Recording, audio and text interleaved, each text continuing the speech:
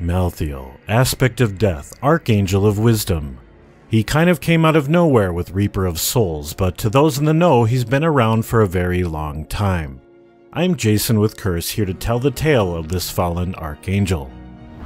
From the spine of Anu, the high heavens were formed. From the heart of heavens, in the crystal arch, angelic beings, pure and embraced by light, emerged. Among the first was Malthael. Malthael would come to form the Angiris Council with his fellow archangels, Imperius, Ethereal, Tyrael, and Ariel.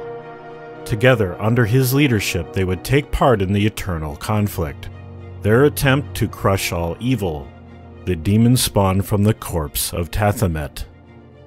Their conflict was waged in the realm of Pandemonium, a nexus of realities, the scar of the universe's violent birth.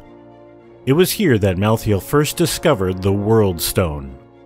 The World Stone was a colossal mountain-sized object that possessed the abilities to create new worlds, alter reality, and create life with few restrictions. Malthael had quite an affinity for the World Stone, treating it as more valuable than other angels. As the eternal conflict waged on, the World Stone would change hands many times. Eventually, Tyrael decreed that a bastion should be erected around it, and the structure came to be known as the Pandemonium Fortress. In time, the World Stone would be swept away by Inarius and Lilith. They would form sanctuary and give birth to the Nephilim. Malthael became consumed with discovering where it had gone, and as the Archangel of Wisdom, was tortured by his inability to find it. Once humanity had been discovered by heaven and hell, both sides sent legions to claim the newfound world, but due to Eldician they were rebuked. Malthael had merely watched the exchange. At the end, the Angiris Council met with Mephisto to decide how best to deal with humanity, a vote either to destroy them entirely or to let them choose their own path. Malthael would abstain from voting either way, and it was eventually decided that humanity would be free to live their lives as they saw fit. Their solitude was not to last, however. Baal had made other plans, such that he would infuse the World Stone with his soul shard. This would further corrupt humanity with destruction. Baal was eventually defeated, but had managed to begin corruption of the World Stone. It was here that Tyrael decided that the World Stone must be destroyed if humanity were to survive. Shortly thereafter, Malthael disappeared. His departure broke the unity of the Angiris Council, now lacking his aspect of wisdom. He would wander Pandemonium for a time before Diablo would make his attempt to destroy heaven itself. Upon seeing a mortal defeat the prime evil, something that neither he nor the entire heavenly host had managed to do, he came to the conclusion that humanity was an abomination. The souls of man show their potential for greatness. They can stand for good like any angel in heaven, or they can enact evil worthy of the lowest demon of hell. The power of such a choice should not rest in the hearts of beings who are here for an instant, then flare and die.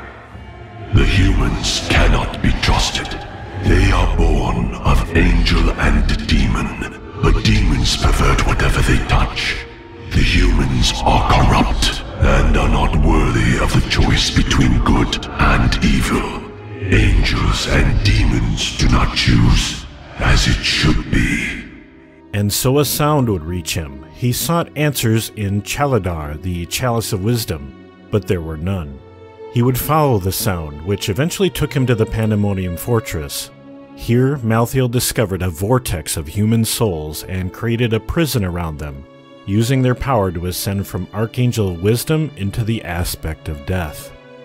With the Lords of Hell defeated, he reasoned that the humans should be the last great source of demonic taint, per the original union between Inarius and Lilith.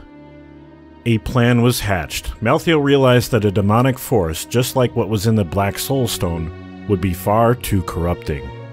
In time, perhaps it would corrupt the Angiris Council, and then they would unleash the heavenly host against the mortal world, eradicating humanity.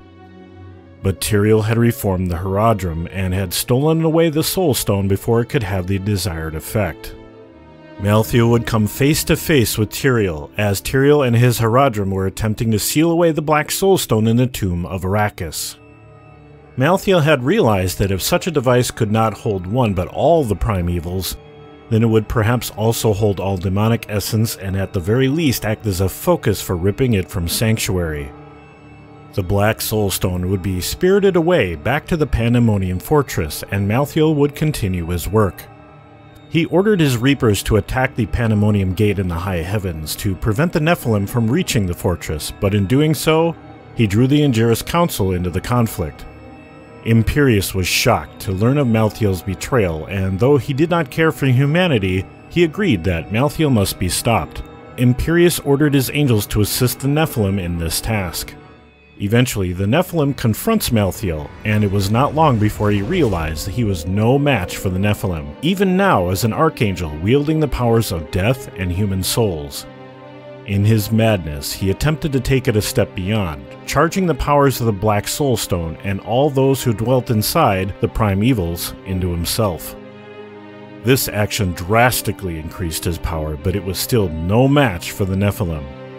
Ironically, in his defeat, he undid all of the work he had fought for so long.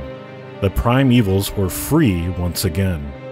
Free to corrupt and influence humanity, free to slaughter more of the forces of heaven, and so ends the tale of the Archangel of Death, Malthael.